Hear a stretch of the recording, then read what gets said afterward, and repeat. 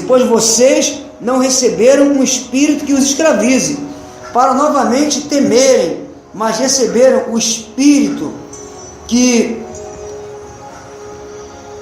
os adota como filhos, por meio do qual nós clamamos Abba, que significa Pai.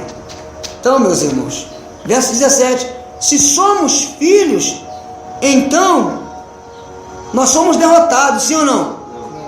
Somos o quê? Herdeiros. Herdeiros de Deus e co-herdeiros com Cristo, se de fato participamos dos seus sofrimentos. Mas aí quando vem a primeira luta a gente desiste. Porque, queridos, perseguição é parte do sofrimento de Cristo. Ele foi perseguido. O mundo, os do mundo, aqueles que por não amarem a verdade, desobedecerem, não conhecerem a Deus e desobedecerem o Evangelho de Cristo, esses serão separados para a ira. Então, Paulo está dizendo que se nós, para que também participemos da sua glória, como é que também eu vou participar da glória dele? Quando eu também participo dos sofrimentos dele. Então, meus irmãos, um salvo nessa jornada terrena, ele precisa entender também que se ele quer viver piamente em Cristo, ele vai padecer perseguições. Eu não estou falando aqui de ter aquele comportamento religioso, onde você quer ser mais santo do que todo mundo, onde você julga as pessoas porque não usa o tipo de roupa, o roupão que você usa, não é aquelas coisas que você vai ser perseguido porque você é um chato. O chato, ele vai ser perseguido e vai até apanhar. Mas eu estou falando de ser perseguido por causa da verdade em você, que você já não se modela mais ao mundo, não se conforma mais com o mundo, você não volta mais atrás daquelas práticas que se tornaram obsoletas pelo que o Senhor Jesus Cristo fez, pelo seu corpo físico. Você não se rende mais a isso, então vai ter perseguição. Você vai ser perseguido porque agora você declara que você é fiel a Cristo, você é pertencimento dele e não divide essa glória com ninguém. Glória a Deus. Glórias a Jesus. Você vai dizer, eu pertenço a Cristo, então muita gente vai te perseguir, muita gente vai te ofender, muita gente vai tentar te boicotar, vai tentar te sabotar. É possível o marido ou a mulher em casa, ambos quererem sabotar um ao outro. Mas vamos continuar firmes. Que eu sei de uma coisa, irmãos, eu estou no espírito de Paulo. Aquele que começou a boa obra em nós, ele é fiel para completá-la até o final. Agora, por que não completa? A gente oscila, meus irmãos. Constantemente a gente está saindo da rota da fé, está buscando meios da carne.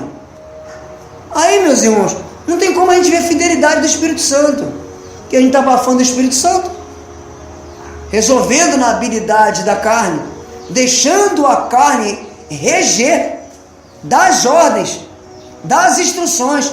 Paulo está dizendo que é morte, vai morrer, vai perecer. E essa morte aqui é em todas as áreas, é morte financeira, é morte familiar e consequentemente a morte física, né? E se não permanecer firme na fé, se sair da obediência, pode correr o risco da morte espiritual, ainda que eu sei que muita gente vai discutir isso, né?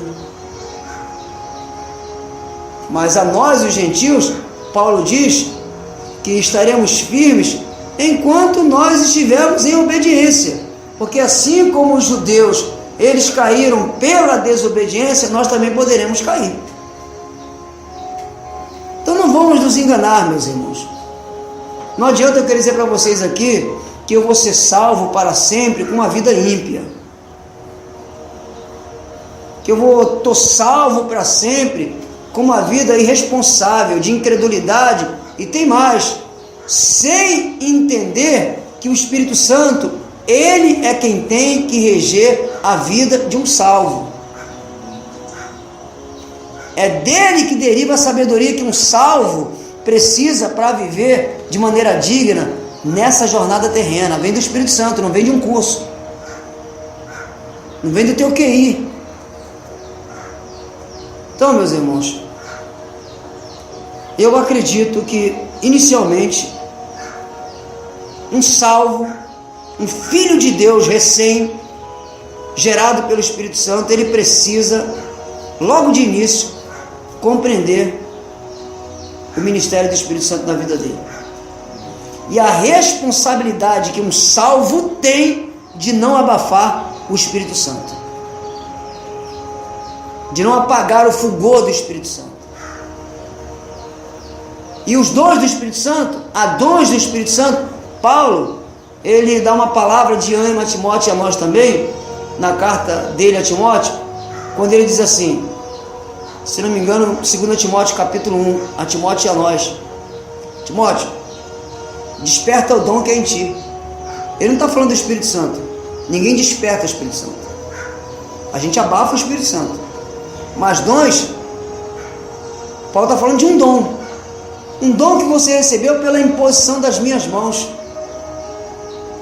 porque Deus não nos deu um espírito de medo, mas de poder, de amor e de moderação. Esse dom, eu acredito, meus irmãos, pelo Espírito, que seja dom de línguas, porque Paulo, quando encontrou aqueles 12 discípulos em Efésios 19 e perguntou a eles: vocês receberam o Espírito Santo quando vocês creram? Eles disseram: nós nem sabemos que existe o Espírito Santo. Aí Paulo diz: então em que vocês foram batizados? Nós fomos batizados no batismo de João. Aí Paulo diz: mas João disse que batizava em águas, mas viria outro que batizaria com o Espírito Santo. E Paulo impôs as mãos sobre eles e eles começaram a orar em línguas e a profetizar. Então Timóteo recebeu o dom da mesma forma, com a imposição de mãos. Atos 19. Paulo entrou na cidade de... ele entrou na cidade de Efésios. Está consertando. Atos 19, Paulo na cidade de Éfeso. Foi o que eu quis dizer. Então Paulo agora diz para Timóteo: Timóteo, desperta o dom que é em ti, que você recebeu pela imposição das minhas mãos. Não pode ser o Espírito Santo, irmãos. Ninguém recebe o Espírito Santo pela imposição das mãos, até porque Paulo vai dizer aos Efésios agora, no capítulo 1, e a nós, gentios, que um gentio recebe, é selado do Espírito Santo quando ele, ouvindo o Evangelho, a palavra da verdade, o Evangelho da nossa salvação, nós ouvimos e cremos, e somos selados em Cristo com o Espírito Santo. Selo e batismo têm o mesmo sinônimo, o mesmo significado. Então Paulo está falando de um dom que Timóteo tinha recebido, e que se ele despertasse esse dom, ele ia andar no amor, no poder e no equilíbrio. Eu creio que seja o dom de línguas para edificação. Tem que despertar. Meus irmãos, eu vejo a necessidade, meu irmão, do irmão ter logo esse dom ativado na vida. Isso é pela fé. E eu tenho que, se eu sei, meu irmão, presta bem atenção, se eu estou numa crise humanamente falando, se eu estou numa crise, sem recurso, cheio de problema na vida, e alguém diz assim: meu irmão, olha só, eu conheço algo que você pode fazer que vai mudar a tua vida por completo.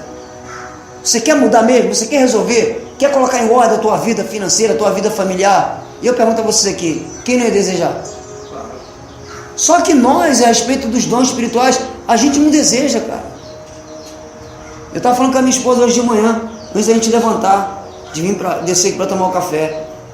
Se a nossa necessidade, meus irmãos, de mudança, de transformação, não suplantar inicialmente passeios, entretenimentos, tempo com internet, tempo com TV, tempo de assuntos, de saídas, se a nossa necessidade de ser mudado, de ser transformado, de sair de pulsões carnais, sair de tribulação e de angústia, não suplantar essas coisas, a gente vai continuar oprimido do mesmo jeito.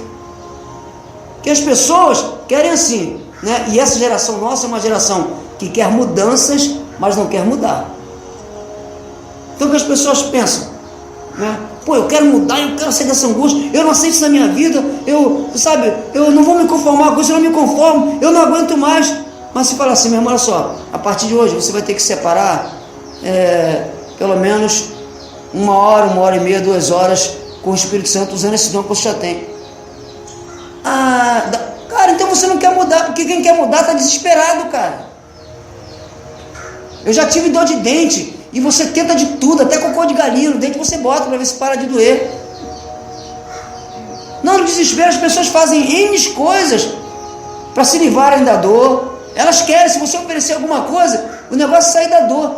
Então, se você apresenta algo espiritual e diz para as pessoas colocarem aquilo como prioridade na vida delas, elas não querem, essas pessoas não querem mudar. Por que não quer mudar? Porque a sua natureza carnal já está no controle. E se tem uma coisa que a natureza carnal odeia, eu digo isso por prática, não porque eu li em livro de alguém ou sigo tese de alguém, é na prática. Se tem uma coisa que a natureza terrena não suporta, é a oração no Espírito. Primeiro que ela não entende. 1 Coríntios capítulo 14, verso 2: aquele que fala em línguas não ora a homens, visto que ninguém o entende, e em espírito fala de mistérios. Segundo, 1 Coríntios 14, 4, é que quem ora em línguas edifica-se a si mesmo. Existe uma edificação espiritual, existe uma construção espiritual. A carne não quer. A carne não quer que você se construa no Espírito, ela quer que você se construa nela, porque é morte. Ela sabe que já está sentenciada. Essa natureza terrena, ela está perdida, está corrompida. E é nela que as forças espirituais da maldade encontram bases para assolar a alma e o corpo físico de um salvo, ainda que não toque no espírito desse salvo, mas pode bloquear o crescimento. Porque se eu estiver atribulado e angustiado na minha alma, como é que eu vou passar tempo com o Espírito Santo para me fortalecer? Me digam aí. Como é? Eu digo isso porque eu experimentei isso na prática. Como é que você consegue, com a tua mente perturbada, renovar a tua mente? Não consegue, não tem como.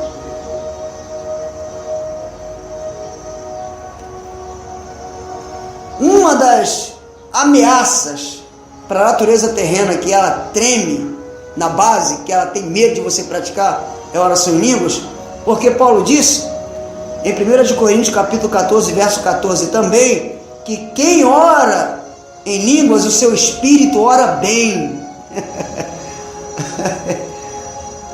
O seu espírito ora de fato, mas a mente fica infrutífera. Aí Paulo pergunta: que farei, pois?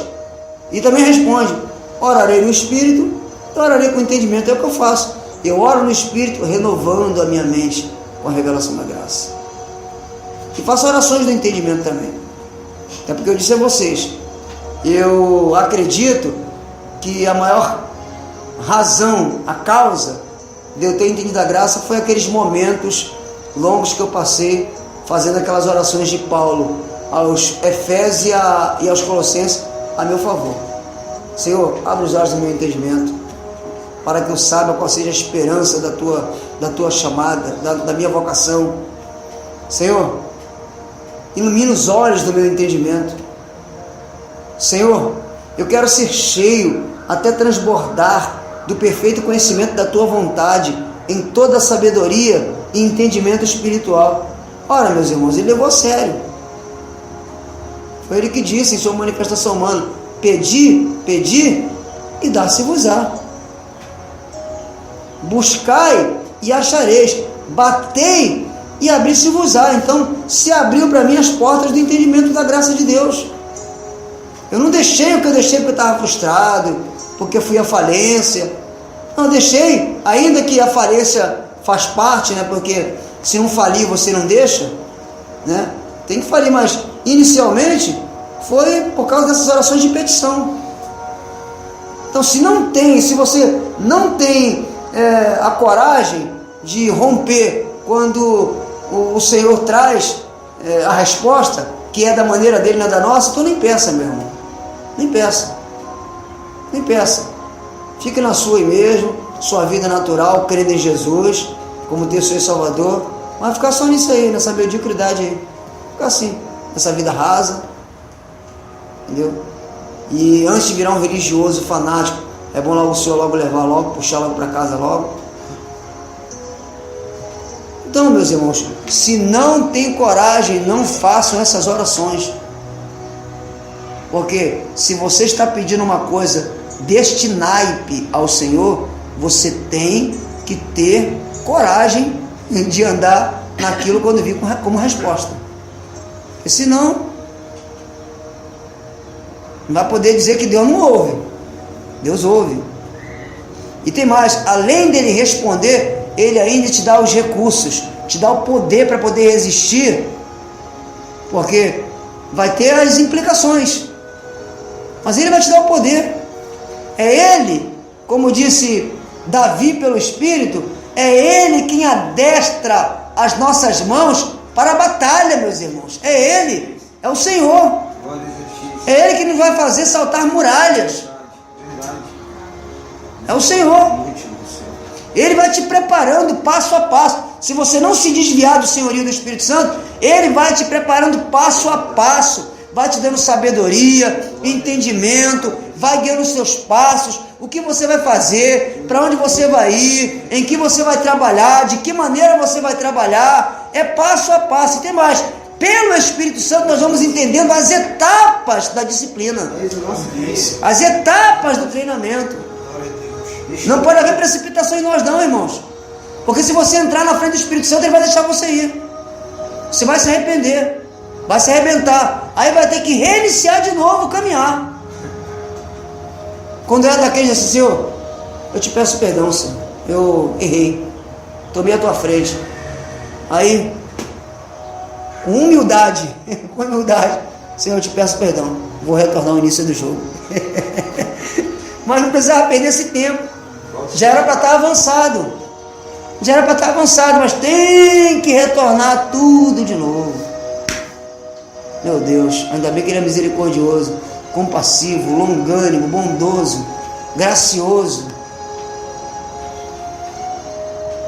E você vai ver também que se a gente ficar nessa vida aí, irmão, isso cansa, isso estressa, sabia? Estressa, chega um momento que não dá, cara, não dá para aceitar isso mais não. Estressa, sabe? Estressa, você se cansa. Isso é a prova de que nós, aquilo que Paulo disse, nós não temos prazer na iniquidade. Um salvo não tem, Lucas. Pode errar por fraqueza carnal, por domínio carnal ainda, mas não tem prazer em errar. Se sente mal quando fala alguma coisa que não deveria falar, quando olha para uma coisa que não deveria olhar daquela maneira, quando trata alguém, sabe, de uma maneira que não deveria tratar, quando cede a uma pulsão carnal. Um salvo, um eleito de Deus, ele se sente péssimo. Sim ou não? Sim ou não, irmão? Então isso é prova de que você é templo do Espírito Santo mesmo. Amém. Agora, só que esse Espírito não pode ficar abafado, meus irmãos. Esse Espírito não pode ficar abafado em nós. Os apelos de Paulo é para que nós não abafemos o fulgor do Espírito. Os apelos de Paulo é para que a gente não paralisemos, nós não paralisemos o ministério do Espírito Santo na nossa vida. O senhorio neste novo pacto é do Espírito Santo, meus irmãos.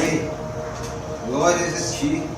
Então volto a dizer, respeito, muita gente, mas hoje, com o entendimento que eu tenho, eu prefiro passar 5 anos me entregando ao Espírito Santo, orando em línguas e renovando a minha mente, do que fazendo uma faculdade teológica. Vai ter gente que vai questionar. Não, mas nós precisamos de conhecimento histórico, técnico, teológico, sim, mas muito mais do que isso, nós precisamos de sabedoria, entendimento, conhecimento e discernimento espiritual. Amém. E ele tem para dar, meus irmãos. Ele tem para dar. Espírito Santo de Deus, obrigado. Lê uma coisa comigo. 1 Coríntios capítulo 2, olha aí. Jesus, maravilha. E aí, 1 Coríntios capítulo 2. Primeira carta de Paulo aos Coríntios e a nós. 1 Coríntios capítulo 2. Paulo escrevendo a eles e a nós também, gentios, hoje. Olha só, meus irmãos. Vai vendo isso aqui. Olha só. Capítulo 2 da carta de Paulo aos Coríntios e a nós. a partir do verso 1. Eu mesmo, irmãos, quando estive entre vocês, não fui com discurso eloquente. Olha só, irmãos. Olhem para mim. Quem está falando aqui é um homem que poderia ir com discurso eloquente, porque Paulo tinha bagagem. Paulo tinha bagagem teológica, judaica. Paulo tinha conhecimento histórico. Paulo entendia de culturas dos judeus. Paulo foi formado nisso. Mas como é que um homem deixa esses argumentos, esses conhecimentos, para poder dizer o que ele disse? Eu não fui com discurso eloquente, nem com muita sabedoria. Veja que Paulo usava pouco a sabedoria que ele tinha. Não usava a sabedoria humana, muita sabedoria humana. Ele usava muito, era sabedoria espiritual. Também não diz que ele não deixava de fazer uso. Ele está dizendo aqui que eu não fui, nessa versão, não fui com muita sabedoria para lhes proclamar o mistério de Deus. Verso 2: pois decidi nada saber entre vocês. Paulo não decidiu saber costumes, culturas dos coríntios.